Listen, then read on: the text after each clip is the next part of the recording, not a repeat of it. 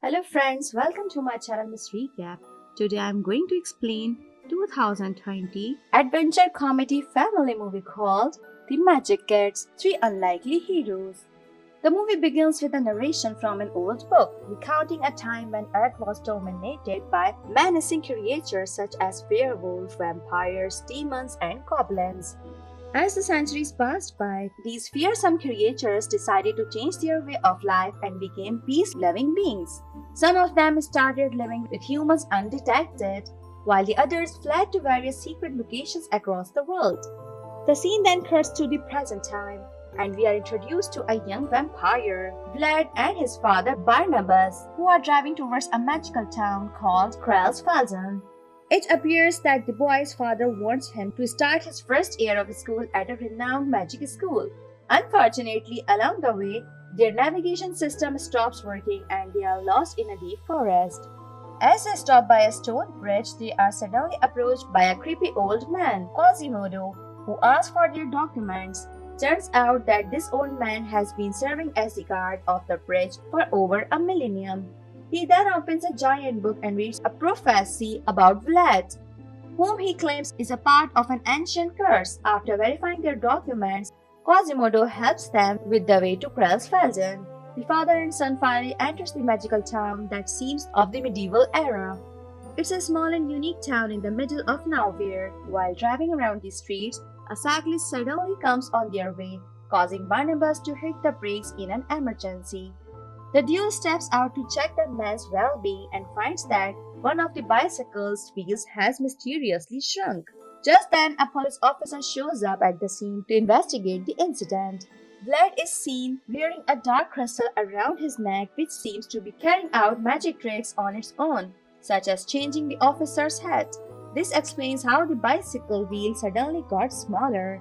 However, Vlad is completely unaware that his crystal is doing all of this. After sorting out the incident, Vlad and his father arrive at their new home, which is right above an antique shop. Vlad does not like the house as it is very old and feels that it's ready to crumble. Moreover, he is a bit nervous about his new school. So Barnabas confronts him, saying that there is nothing to worry about. By the time it gets dark, Barnabas finishes unpacking and arranging their place before putting his son to bed. A short while later, a strange man in a cloak appears in their house, startling Barnabas for a moment. This man introduces himself as a tax official and hands him a list of bills he must pay while he is in the town.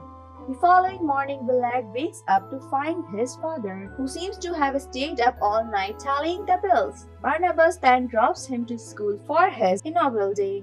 He then heads to the town hall to settle some of his unfinished works, promising to return back soon. As soon as Vlad enters the school premises, he comes across a group of police torturing another newcomer named Wolf. Thankfully, there is another group of girls, led by Faye, who save the town of them from the bullies. Soon after, Wolf befriends Vlad and introduces him to his parents, who sniff him since they are full-blown werewolves. On the other hand, Barnabas arrives at the town hall and files a complaint against the list of bills that he received the previous night. Frau, an employee, informs him that the tax is mandatory for all new residents. Barnabas expresses that he is unable to afford such a huge amount and requests her to break it into installments. Suddenly, their conversation is interrupted by the town's mayor, who asks Barnabas to sell the ancestral blood fragment worn by Vlad in order to settle their dues. Barnabas is not sure about this as it belongs to his son, so he requests for some time to think. Back to school, Vlad is waiting for his father to return when he is approached by a janitor, Hannapel, who suggests that he not to miss the opening speech. Following this, the boy enters the main hall where the school headmistress is delivering his speech to new students and their parents. The headmistress calls all the new students on the stage and makes them stand in a line. Shortly after, Barnabas arrives and joins the other parents in the audience. The headmistress then waves a magical spell from her book which transforms all the new students into their true forms. Wolf turns into actual werewolf like his father, Faye into a fairy, and Vlad into a young vampire. But soon after, the spell's effect fades away and as a result, Faye falls on Vlad, causing him to sustain a minor injury. Vlad throws up when he witnesses blood dripping from his wound. Simultaneously, Wolf begins to cough and sneeze as if he suffered from an allergy. After school, the kids return home embarrassed by the earlier incidents. It turns out that Wolf is allergic to fur, even if he is a werewolf, a fact that enrages his father. Similarly, Vlad, despite being vampire, is sensitive to blood, and Faye is afraid of flying. Following this, we see a montage of all three Magickers on their beds, dealing with their own battles, as they have become the subject of ridicule at school. That night, Frau, who turns out to be a witch, arrives outside Vlad's house with an intention to steal the blood fragment crystal. She uses her superpower to extend her hand, reaches out into Vlad's bedroom and steals the fragment. She then returns back to the town hall and hands the crystal to the mayor. But to their surprise, the fragment mysteriously disappears from the mayor's hand and appears back in Vlad's room. This makes him realize that the blood fragment is protected by a recall spell, and that it can be obtained only when its owner hands it over with his free will. The next day, when Vlad arrives at his school, he sees the students watching a video of Faye falling onto him. As he heads to the classroom, he is intervened by a group of police. They pretend to be covered in fake blood, causing him to throw up. Annabelle notices this and immediately fends off the police, berating them for their cruel behavior. However, Vlad has already had enough and he decides to leave the town once and for all. As he makes his way through the forest, he meets Faye and Wolf, who are also trying to run away from the town. The trio then continues their journey together. After a while of walking, they come across the stone bridge where they are stopped by Quasimodo. He prevents them from going further. He asserts that they can't leave the town until they fulfill the prophecy of Grelsfelden. When the kids insist, Quasimodo turns into a giant troll in an attempt to intimidate them. But before he can inflict any harm to the children, Hannibal shows up and rescues them. After this, he takes them to his place and offers them some hot chocolate. During their conversation, Hannibal discloses his true identity as a wizard. While he goes to prepare some food, the kids grab a book from his closet, from which they learn about the Book of All Knowledge. Turns out that this special book contains all the instructions on fulfilling the prophecy. The kids realize that they can make their way out of the town if they manage to retrieve the Book of All Knowledge and fulfill the prophecy. But the only problem is that the book is hidden in a forbidden library. Armed with this knowledge, the three of them heads towards the forbidden library. On their way, they talk to each other, sharing about themselves and their superpowers. At this point of time, we learn that Faye possesses a healing power, which becomes evident when she heals a dead plant. Not long after, the trio arrives at the Forbidden Library and manages to enter secretly. Inside, they discover a map that can lead them to their desired book. However, the place is guarded by a black dog with red eyes.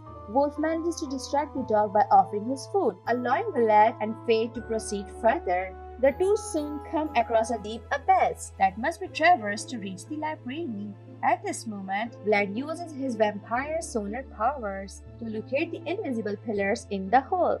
This enables them to leap across and reach the other side. Elsewhere, Frau visits Barnabas and uses her love spell on him, making him comply with her instructions. She then directs him to persuade his son to steal the blood fragment. However, Barnabas informs her that Vlad ran away from school and has not returned home yet. Back at the library, Vlad and Faye notice that the book they are looking for is placed in a much higher compartment. The only solution is that Faye must use her rings to reach it. Despite her fear of heights, she nervously takes off and successfully retrieves the book. After this, the three rush to the exit, narrowly escaping the vigilant black dog. They then sit by a tree and proceed to read the book. It tells them a story of the evil Lord Lucifer, whose goal is to turn all the vampires, werewolves, and other monsters into evil and gain control over humans once more. However, they are unable to learn more as the page has been torn off from the book.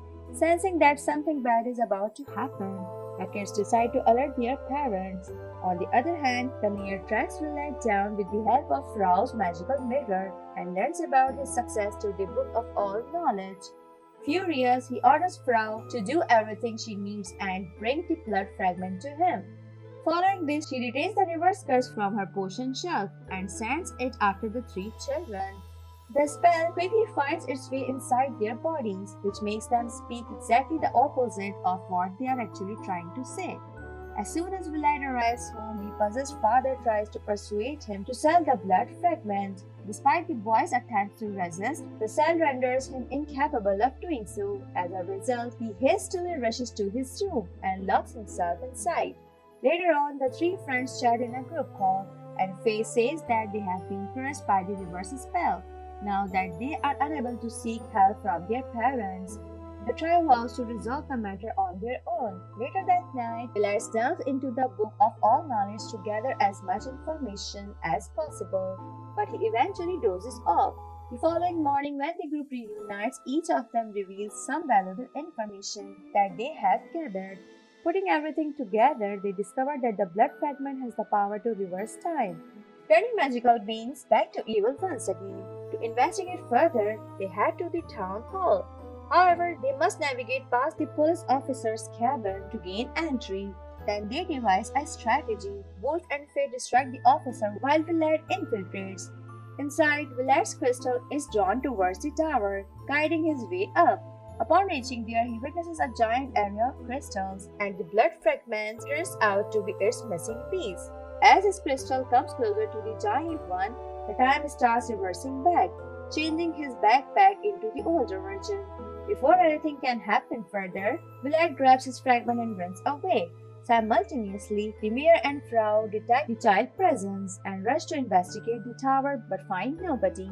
The mayor then discloses that he has been amassing crystal fragments for 1,000 years, needing only the final piece now. Here it's revealed that the evil Lord Lucifer is none other than the mayor himself. Since the time reversed back for a moment earlier, the Book of All Knowledge also reverts to its original state, restoring the torn pages. As a result, the three children continue reading about the prophecy. They not only uncover the mayor's true identity, but also discern his sinister plan. On the solar eclipse day, which happens to be today, he intends to cast the dark crystal's light upon the townspeople, making everyone his slave. Upon learning this, Vlad realizes that the only way to save this town is by taking the crystal away from the mayor, so he decides to leave forever. Wolf and Faye wants to accompany him, but he refuses, emphasizing that they must stay to protect the town. In the next scene, the trio heads towards the stone bridge, and after finding a final goodbye to his friends, Willard proceeds to cross it. This time, Quasimodo also permits his departure, but in an unexpected twist, the evil mayor shows up and holds Faye hostage. He blackmails Willard to bring the blood fragment to the tower within an hour, or else he will kill his friend. Left with no choice, Willard and Wolf make their way to the tower to save Faye. Once there, Vlad surrenders the blood fragment to Lucifer, releasing Faye from his custody. As the atmosphere turns dark due to solar eclipse, the mayor puts the piece together with the giant crystal, emitting a red light. But before the crystal can awaken, the blood fragment vanishes, returning back to Hannibal. At this moment, Vlad discloses that he had entrusted the fragment to the Hannibal before coming to the tower. This fills the mayor with rage, and he attacks the trio one by one. He knocks out Vlad and then throws Faye off the tower. Seeing this, Wolf gets so furious that he transforms in a giant werewolf and beats up the evil mayor. However, his strength does not last long as his allergy soon kicks in and he reverts back to his human form. But before the mayor can launch his attack, Faye returns and uses her power to heal Vlad. Following this, Vlad turns himself into a vampire and walks forward to confront the mayor. The boy uses his speed to trick Lucifer into shooting the area of dark crystal, which rebounds at him. This causes the mayor to transform into a crystal but bursts immediately. With the threat finally neutralized, the three young heroes walk out to the town hall. Hannibal approaches them and returning the blood fragment to Vlad. The movie ends as the three best friends walks away, discussing a name of their group. Thanks for watching. If you like it, so please don't forget to subscribe my channel.